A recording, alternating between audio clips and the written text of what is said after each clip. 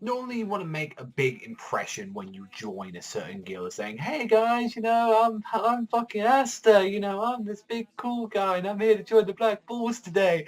No one gives a fuck.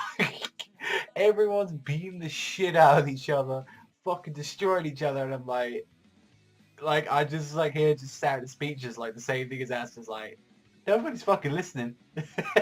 No one gives a fuck. It's just like that is so fucking hilarious. Like we just see this girl like just there, just beating the shit out of each other, saying like fucking throwing baseballs and they don't give a shit, and they're just the fucking girl leaders like, hey, what's up guys? Shut the fuck up.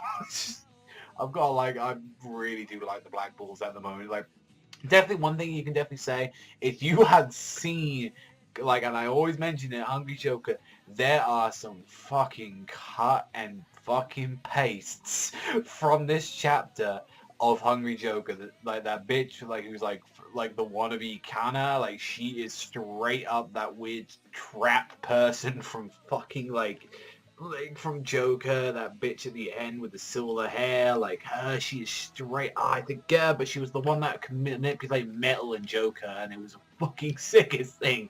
And when we see this, it was like everyone was just taking the piss out of fucking like as to say like, oh, like you think you're worked hard kid, you're a fucking punk and stuff like that, and it's like I reward you, and it's just like that. As just like this fucking bitch is like literally trying to get him laid, and he's like, no, my heart belongs to someone else. It's like and he's like, you know, he's struggling to do this, and the best fucking character motherfucking Magna. Like this motherfucker, and this is already thing.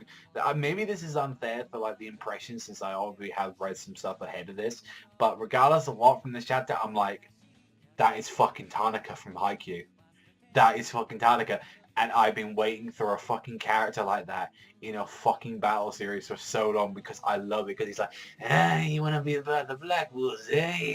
You wussy little run like you. And I'm like, this guy's so cool. He's like, you gotta get respect from me, fucking Mr. Yami, all of us in there, and you gotta get respect from me, a man among men, Magna Swing. It's like, and it's like they had this little fucking like, I'm gonna, all right, we'll have a little baptizing sort of event here, and he's saying like, all right, I'm gonna give you a launch attack. Like if you block it or avoid it any way you want, I'll give you this fucking cloak. And it's like he's making bullshit up again, and it's just like straight up we find out like what his magic is, and it's flame magic, and it seems like he throws them like baseballs.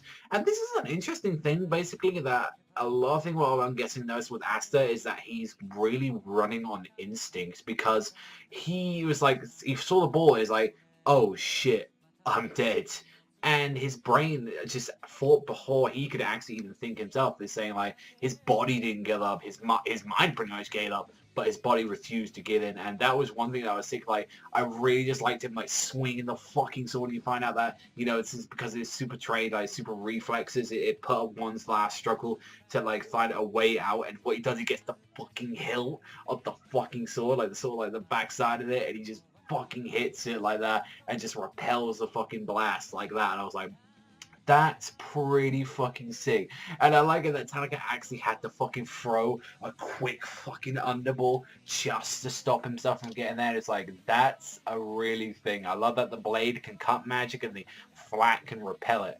Definitely, I really like this sword. Obviously, I really think this is a really cool sword. It's just how much can you do with Asta not having that much magic, and he's just going to have to work a way around it. Like, definitely, I think Asta should just at least have the tiniest bit of magic. So he, like I said from last week's chapter, he should be doing some speed spells. He should have a couple of winds or something like, maybe like he copies one from like, I don't know, like or something like that. I could see that. That would work really well. But I really just like at the end saying, I was this close to getting off from my magic, motherfucker. You. He's like, yo, you fucking rock. Like just out of nowhere, it's like, yo, we're bros now. I love that. That's just a straight up like fucking Tanaka sort of shit from Aggie, and I love this fucking character. And he's saying, I don't have any magic, and he's like, wow, that's awesome. He's like, you don't have no fucking magic, and that means you're a real man. And it's like, all of them opened their fucking arms right up, and it's like, I really liked it that he's saying, yeah, here's the fucking cloak, he looks sick. One thing, I wish he didn't have the bull on the fucking, like, on his headband, because I really fucking love the star thing. I thought that would have looked a bit cooler, but I really liked this chapter. I thought this was kind of cool. When we got introduction to like the cast, I really like them. Yeah, like I think fucking we need Magna. Magna was definitely a great introduction to the cast, and seeing what he can do. And I think this shows as well what they can really do. Is like you get to see like how colorful definitely these characters are going to be straight away. I think maybe that was one of the issues with like Joker, is that we didn't really get to see the colorful characters until probably later on. It took a couple chapters. It was just like all intense battle. It was fucking sick. Don't get me wrong. I still to this day, until like maybe we're probably caught up to the series, or maybe like when there's 24 or something, maybe I might do a video saying like Joker versus like Clover, or saying like how Clover is fucking awesome, which it is. I really enjoy it, so definitely I'm gonna give this one an 8 this week. I thought this was a great chapter, really great introduction to the Tanaka. One thing to note beforehand though, before the rest of this video sort of closes off, next week's Shonen Jump is going to catch up with this series, so it'll be going through to, I believe we're on chapter 7 right now in Shonen Jump, and this is where you can read it from.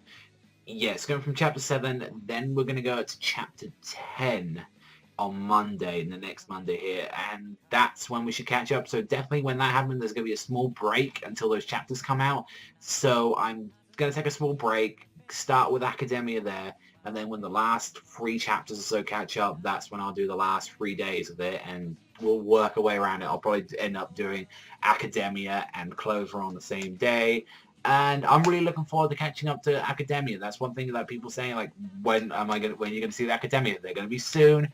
Like I said, this is chapter 4 of like Clover. I've only got 5, 6, and 7, and then we can start with some Academia. There you go. So don't think it's like, oh, I'm replacing Academia with Clover. I fucking love both of them. I saw chapter 38, even though I'm not caught up with the series, and I fucking lost it, and I really wanted to talk about the chapter, but I didn't want to be a fake piece of shit saying, oh, this is so awesome. I have no idea what's going on.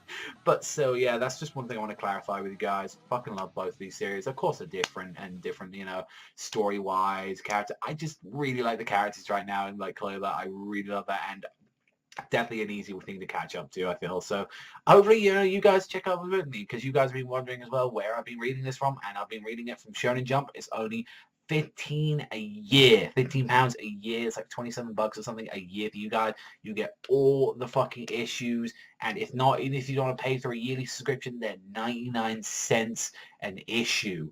And you get a lot of stuff. You get Seraph, you get Trigger, Soma, Toriko, Nisekoi, Bleach, like One Piece, the Death Notes guys, new one, Gyakue Hotel. I'm trying to think of the other stuff that's in there. Blue Exorcist is in there. Like a lot of awesome stuff's in there. Like a lot of really good stuff in there, and it's gonna keep increasing. There's probably gonna be more series in there. Even though like I am not the biggest fan of Toriko, it gives me a reason to read Toriko now, I guess, like to check out some chapters every week.